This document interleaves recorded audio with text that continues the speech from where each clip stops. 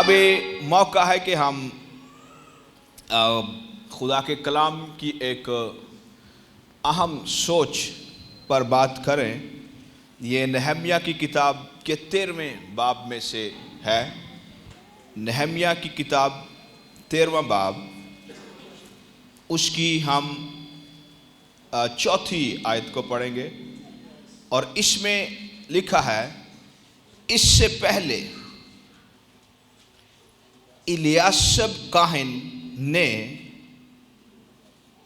जो हमारे खुदा के घर की कोठरियों का मुख्तार था, तूबिया का रिश्तेदार होने की वजह से, गौर से सुनना है इसके आगे क्या लिखा हुआ है, उसके लिए एक बड़ी कोठरी तैयार की थी। आगे बड़ा मामला संजीदा है। जो नेक्स्ट अगला जुमला है यह बड़ा ही अहम है। जहां पहले नजर की कुर्बानियां और लुबान और बर्तन और अनाज की और मैं की और तेल की दायकियां, जो हुक्म के मुताबिक, किसके मुताबिक? हुक्म के मुताबिक लावियों और गाने वालों और दरबानों को दी जाती थी, और काहिनों के लिए उठाई हुई कुर्बानियां भी रखी जाती थी। गिविंग, देना, ये क्रिश्चियन लाइफ, मसीही जिंदगी का अव्वल तरीन जुज है। मसीही जिंदगी देने के बगैर नामुकम्मल है। और अगर मैं इस किताब की बात करूं इन शॉर्ट, मुख्तसर तौर पर, इसके पीछे जो 12 चैप्टर्स हैं, अबवाब हैं, उनमें यरूशलेम की हालत का जिक्र किया गया है।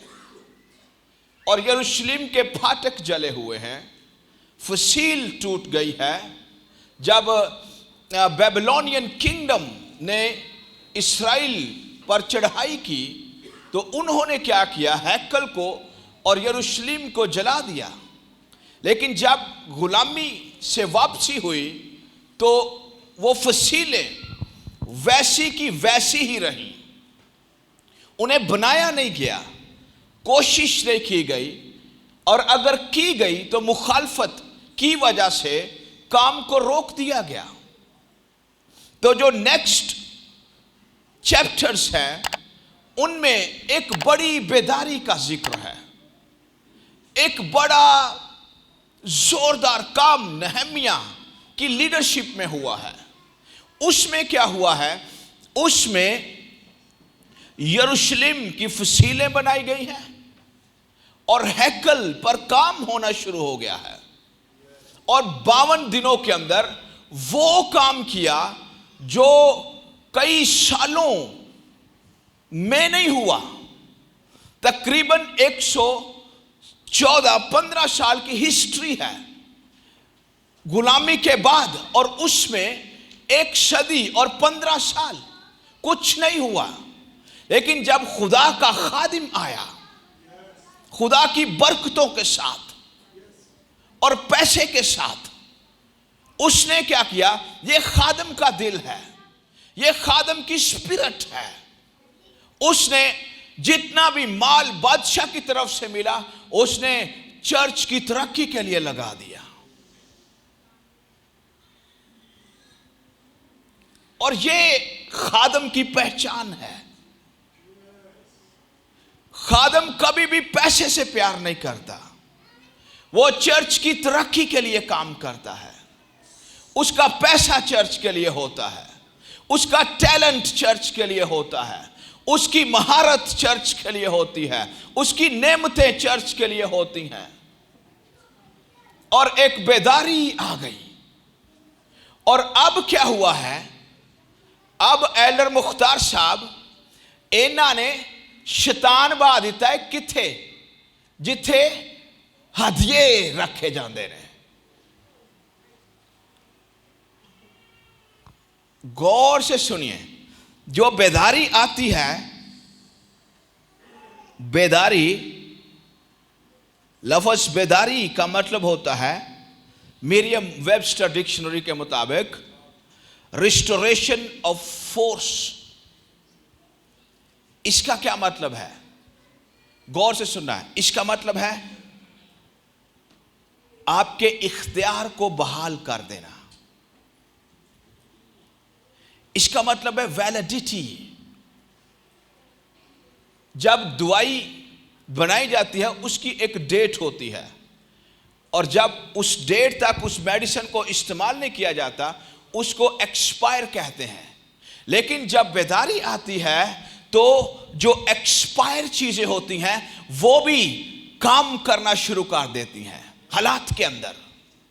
और इस रिवाइवल का मतलब है वैलिडिटी कहते हैं किसी चीज का दस्तयाब होना और उसमें कुव्वत होना। और एक और इसका मतलब है इफेक्टिव होना, बाअसर होना।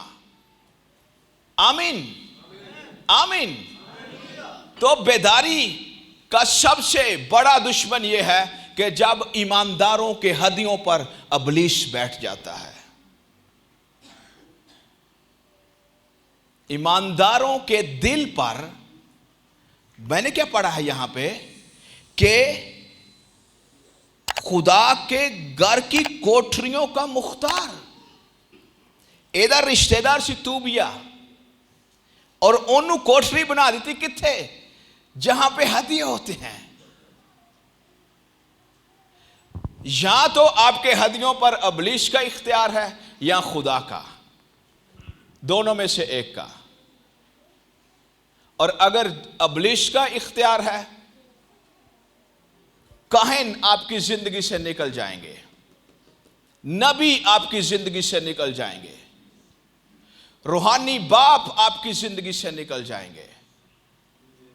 मैं बड़ी संजीदा बात कर रहा हूं, समझने वाली। यहां पे क्या हुआ है, यहां पे हुआ यह है कि काहिन अब वापस चले गए हैं, वो खिदमत नहीं कर रहे। जो रिवाइवल का सबसे बड़ा दुश्मन है वो ईमानदार के रुके हुए हदिये हैं, दुआएं नहीं हैं। आपकी रूहानी जिंदगी का और आपके पैसे का वैसा ही खुदा के साथ ताल्लुक है जैसे आपकी रूहानी जिंदगी का।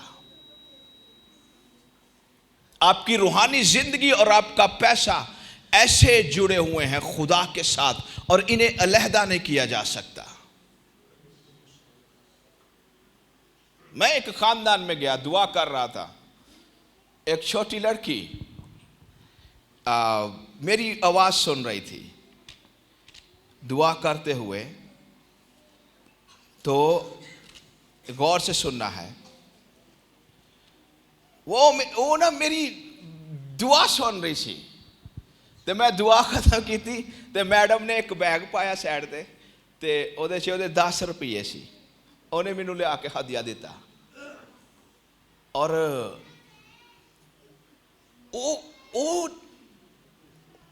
ਉਹਨੇ ਜਦੋਂ ਸ਼ਾਮਾਂ ਮੈਨੂੰ ਹਦੀਆ ਦਿੱਤਾ, ਜਿਵੇਂ ਉਹ मरियम की आवाज सुनी ना ਉਹਨੇ, अलिशमा ने, उन्हें क्या कि बच्चा खुशी दे मारे मेरे अंदर उछल गया है और मेरा दिल खुशी से भर गया। एकदम से मेरी स्पिरिट में खुशी आ गई। ओनू नहीं पता वो की करन दी है, उन्हें की कीता है। और बात पैसे की नहीं होती, ये इस पे मैंने अब लिख दिया है ताकि ये नोट कभी इस्तेमाल ना हो। और मुझे ये नोट याद दिलवाता रहे कि खुदा को देने से शादमानी आती है, खुशी आती है, तंदुरुस्ती आती है, मौज से आते हैं, बेदारी आती है। अब जाग जाते हैं। जो रूहानी तौर पर मुर्दा लोग होते हैं वो जाग जाते हैं। आमीन। अभी हदिये का गीत गाया जाएगा। इस नोट पे मैंने लिखा हुआ है the Joy of the Lord, खुदावंद की शादमानी। जब ईमानदारों की जिंदगी में से हदिये रुक जाते हैं, उनकी जिंदगी से काहिन निकल जाते हैं, नबी निकल जाते हैं। और ये खतरनाक है। एल्डर मुख्तार साहब मेरी गल सुन लो गौर नाल और अपना बेस्ट दे खुदा को। इस नोट पे मेरी अब मेमोरीज के साथ मेरी जुड़ गई है। जब भी मुझे खुशी की जरूरत होगी मैं इसको देखकर याद करूंगा कि एक बच्चे ने उहदे अमल ने मैनू इन्ना खुश किया ते खुदा कितना खुश हुंदा होगा अपने बच्चों के अमल तो।